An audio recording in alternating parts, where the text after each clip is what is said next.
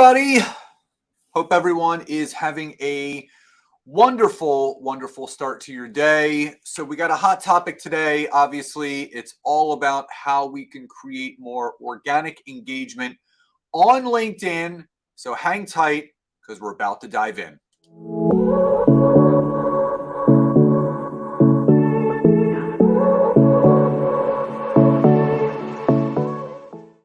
All right. Hey, everybody. Scott Aaron here. Obviously, I did not do my live as I typically do on Monday. For those that saw my post on Tuesday, Nancy and I took a much needed getaway to Vermont for 4 days of skiing with two of our dear friends.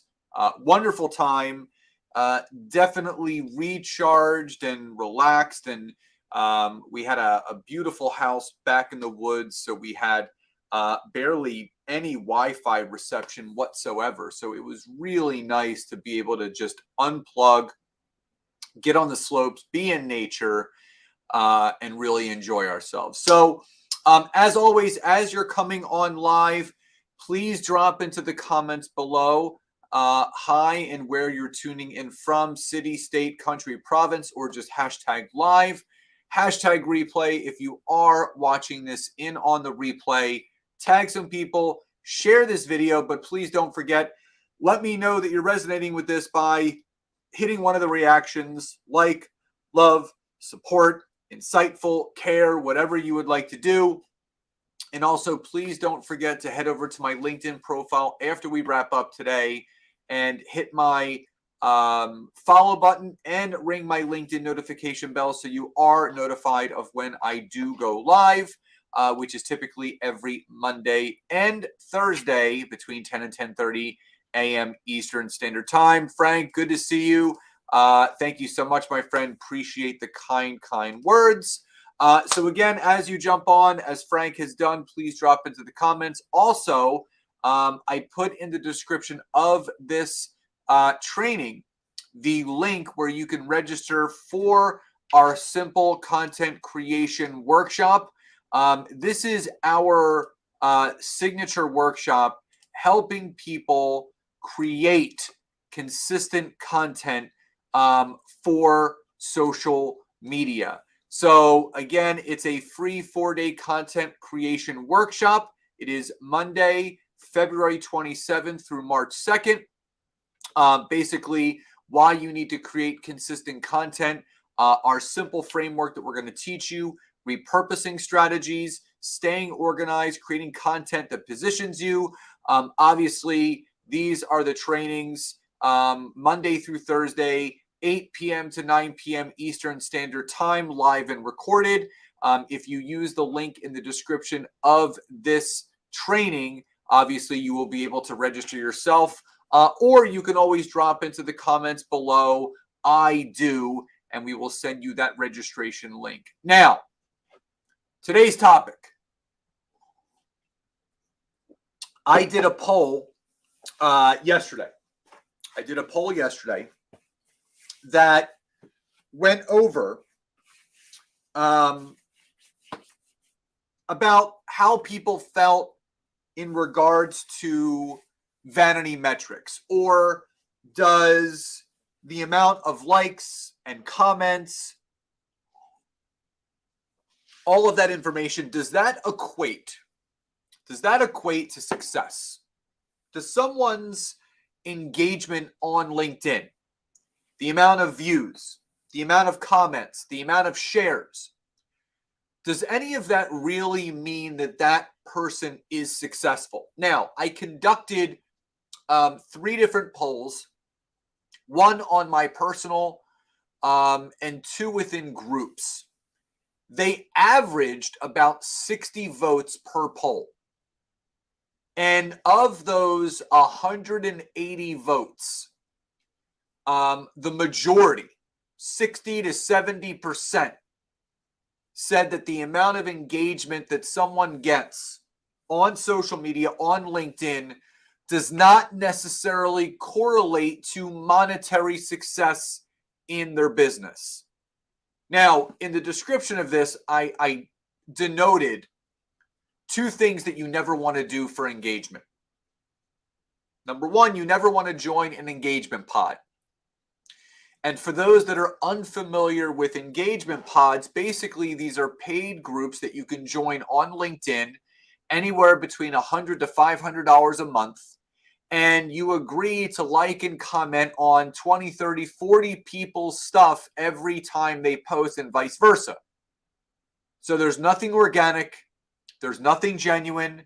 There's nothing authentic. You're just trying to beat the algorithm, which you can never do. The algorithm is always many steps ahead of us. But my simple point was this. The amount of likes and comments that someone gets doesn't normally and doesn't always translate into a successful business. It's just vanity. The other thing is that you see people doing this. They will tag blast 60 to 70 people in a post. They'll make a post and they'll tag a whole laundry list of people. You don't want to do that. You don't want to tag unwarranted people or unwanted people in a post that they really don't want to be tagged in. Now, again, before we dive in, I would love to hear from you. Drop into the comments why or yes and or no if you feel the amount of engagement that someone gets correlates to the amount of money that they make. So meaning the more likes and comments, the more money they make. The less likes and comments, the less money they make. So why or yes or N or no, drop it in the chat. What is your belief on the correlation between engagement and money? Because this is a hot topic, especially on LinkedIn, because people are always looking to find new and inventive ways of trying to get more engagement. And Joan said no. And I could not agree with her more.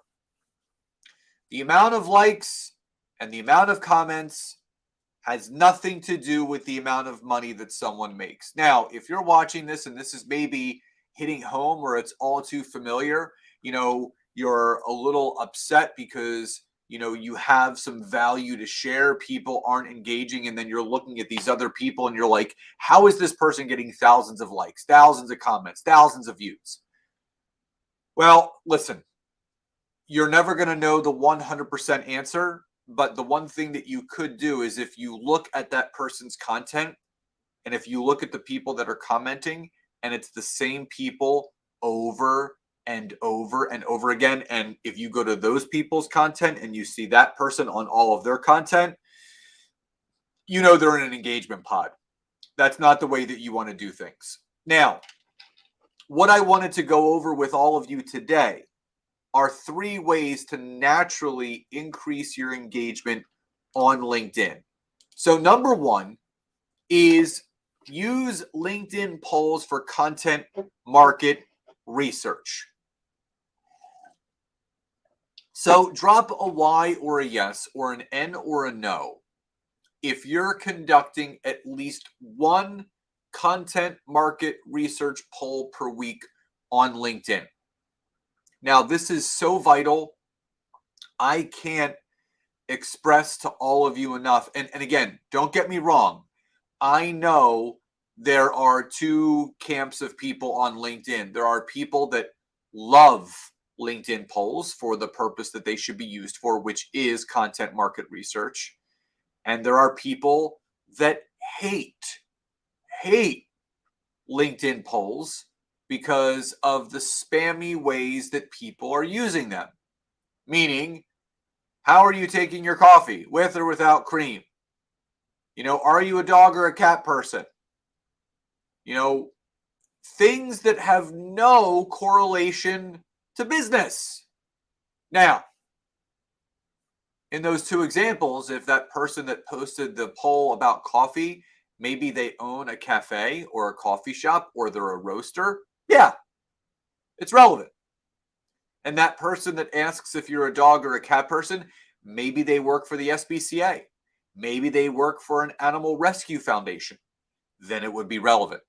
But if that person is an accountant or a lawyer or an executive assistant or a nurse practitioner, and they're asking those questions just for engagement,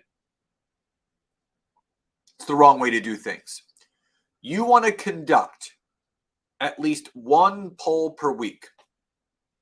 And this poll question should be strictly and clearly for content market research, meaning you should be asking your audience known pain points. So I'm going to use Joan as an example. Joan, if you're still on here, just drop a Y or a yes in the chat box. I just want to use you as an example, if that's okay, because I want to I want all of you to see an example. So Joan, if you're still on here, just drop a Y or a yes in the chat box. Frank as well, if you're still on here, just drop a Y or a yes. I want to kind of use some examples of people that are on here and what they do to give you guys some ideas and give you all some clarity, again, to how you can best use the LinkedIn poll feature for content market research. And Frank said he's still on here. Awesome. And Frank, if you could, for the audience, type in the comments what it is that you do for a profession and the clients that you serve. Anyone else that's on here live, drop into the comments, yes, if you would like me to use you as an example, but also, as I just asked Frank, just type in the comments what you do for a profession and the type of clients or the people that you serve. And I can give all of you examples right now of great polls that you can conduct for content market research purposes on LinkedIn. All you have to do is drop into the comments your professional title and who you serve, and I will give you a clear strategy right now live on this training. Even on the replay, you can type it in. So Frank says values-based leadership development. Awesome. Now, Frank, I'm going to ask you a secondary question. And there he answered already. Mid-level up to C-suite. Awesome. So let's use, since no one else has chimed in yet, let's use Frank as an example. So Frank, what he helps people with is values-based leadership development. So a great poll question that Frank could ask his audience on LinkedIn could be, on a scale of 1 to 10, how much do you value leadership development in your company? Okay. On a scale of 1 to 10, how much do you value leadership development in your company? Now, then he can have some responses, and it could be, 0 to 3, 4 to 7, 8, and above. So when Frank asks this question to his audience and they start responding and they start giving him some answers, Frank's going to see which companies, which organizations, which individuals that are tied to specific companies don't value leadership development enough, which what that does for Frank is two things. Number one, it gives him a warm pool of potential leads that he can directly connect with based on the lack of leadership development within that company. But the second thing that it does is that it then allows Frank to create some value-added content based on the pain point or the lack of leadership development value that the people just acknowledged and recognized by voting in that poll. So if that's clear and if that makes sense, drop a Y or a yes in the comments below. Again, if you've come on late, please do say hi and where you're tuning in from, or hashtag live, or just type in the city, state, country, province, where in the world you're watching this to and from. And again, if you would like to register for our free content creation workshop from February 27th to March 2nd. It's 8 to 9 p.m. Eastern Standard Time, live and recorded. Just drop an I do in the comments below as well. So remember, you always want to start, just to kind of give you that idea, you want to start with LinkedIn polls for content market research, right? Content market research. So using Frank as that example, I said on a scale of 1 to 10, how much do you and your company value leadership development? 0 to 3, 4 to 7, 8 and above. Now, as an example, so say the majority of the people that vote in Frank's poll, 0 to 3. So the majority of the people that vote do not value leadership development enough. What Frank can then do is from that market research content poll, what Frank could then do is create a piece of content that solves his network's problem. Now, his network's problem is they don't value leadership development enough. I think anyone that is running their own company or works for someone else, we have to consistently and constantly develop new leaders. So we do have to put a significant value on leadership development. Yes, some leaders are born, a lot of leaders are developed. It's just how it goes. And the fact of the matter is that when Frank finds out, okay, there's a hole and a gap here. And Joan says, legal nurse consultants, I help lawyers interpret medical records for breaches in care standards. So I'm going to get back to Joan in a second because I'm going to use her as an example. So what Frank could then do is he can do a post, he can do a video, he could also do an article or a newsletter edition titled 3 Reasons Why You Need to Value More Leadership Development Within Your Company or Your Organization. And it could be number 1, do this, or number 1 reason is this, number 2 reason is this, number 3 reason is that. You know, comment below which of the 3 reasons has positively impacted you most. Comment below. And Jeff, I will get you that registration link as well as Frank. And Jeff and Frank, if you guys look at the description of this video after we're done, I put the link in there as well. So you can always grab it there. And, you know, again, Jeff, thanks for joining from KC. Now, so if that makes sense, just drop a Y or a yes in the comments below. So using Frank as that example, he found out that most people do not value leadership development enough. So what he did was, a couple days later, he created a post that explained to people the 3 reasons why. The 3 reasons why they need to value leadership development within their company or their organization. So using Joan as an example, so she's a legal nurse consultant who helps lawyers interpret medical records for breaches in care standards. Okay, great topic. So again, you know, Joan is building a network on LinkedIn that is full of a lot of lawyers, maybe malpractice lawyers, injury attorneys, insurance, whatever it is, people that would really resonate her as a legal nurse consultant, right?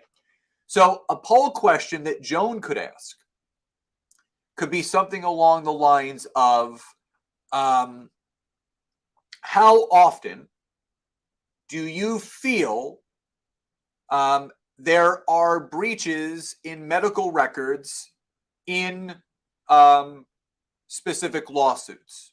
Or how important is it for lawyers to interpret medical records for breaches in care?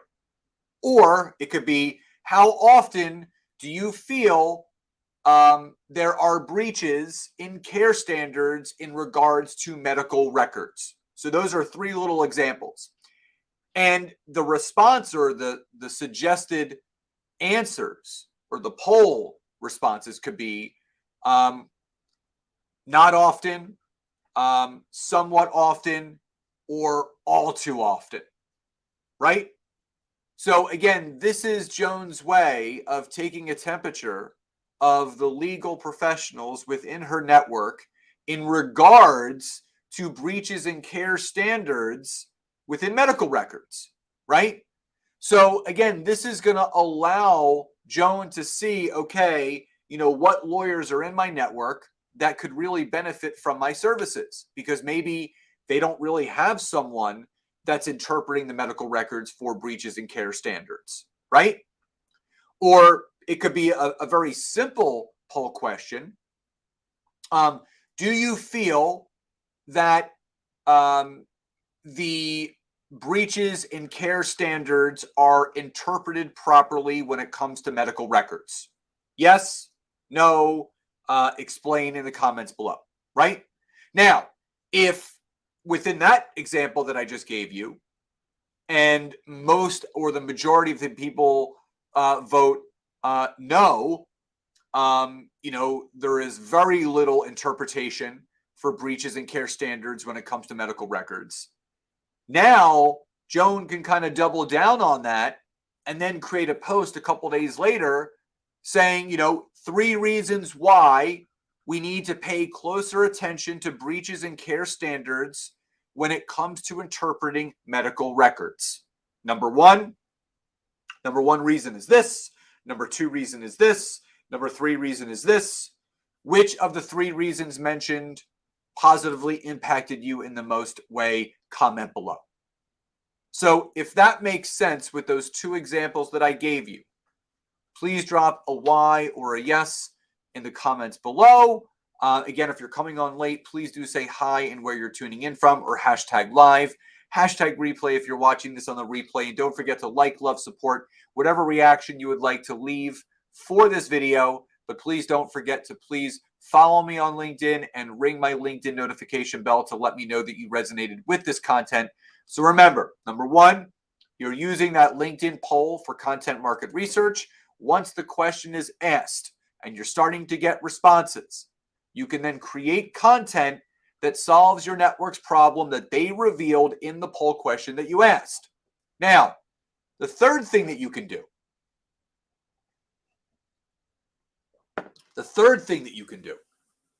is once a week, just once a week, tag 3 allies or business partners in your post for their feedback and thoughts. And Joan, you're so welcome. I just want to, again, when people start throwing things my way, I want to serve them the best way possible. So I'm glad those examples helped. So once a week, you want to tag 3 allies or business partners in your post for their feedback and thoughts. Now, this is not every time you post tagging 18,000 people. Just like I said in the very beginning of this training, I am not saying to do that. What I'm saying to do is, if you're Jeff, if you're Frank, if you're Joan, and you create a post once a week, tag 3 allies, people that you know well, or business partners that you know would resonate with the content that you just posted. Where you would write your content and you would do the @ symbol and you would tag those 3 people and you would say, I would love your thoughts and feedback on the above topic. Please comment below. What that is doing, it is naturally engaging your network because you are citing 3 trusted sources and 3 trusted resources to add additional value to your content. This is not you just going down the line and tagging as many people as possible. Nothing to do with that. Nothing. Once a week, whatever content that you've just written, if you know there are 3 people that could benefit from what you have just posted, tag them in it. Ask for their feedback, ask for their thoughts. Those three things, right? Using the LinkedIn polls for content market research, creating content that solves your network's problems that they revealed in that poll question, and then once a week, tagging 3 allies or 3 business partners in your post for their feedback and thoughts. That over time, my friends, will 100% increase your organic engagement on LinkedIn. Now, I would love to hear from all of you. Drop in the comments below of the 3 things that we went over today. Creating your poll, doing your market research, creating content back to it, tagging allies.